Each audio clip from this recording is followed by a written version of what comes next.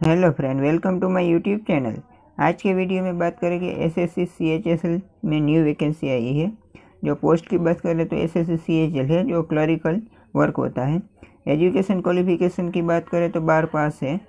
Total vacancy है 3131। Online application की बात करें 23/6/2025 से अप्लाई शुरू हो गया और लास्ट डेट है 18/7/2025। सिलेक्शन प्रोसेस की बात करें तो टायर 1, टायर 2 और टाइपिंग टेस्ट होता है। उसके बाद डॉक्यूमेंट वेरिफिकेशन। एज लिमिट की बात करें तो 18 से 27 साल तक की है। बात करें तो जनरल, ओबीसी, ईडब्ल्यूएस को 100 रुपये रहेगा। जो SC/ST को कोई भी फ़ी नहीं भरनी। सैलरी की बात करें 19,900 से लेकर 92,000 तक की रहेगी। आप इसका ऑनलाइन अप्लाई मेरे डिस्क्रिप्शन में लिंक दे देता, आप वहां जाके अप्लाई कर सकते हैं।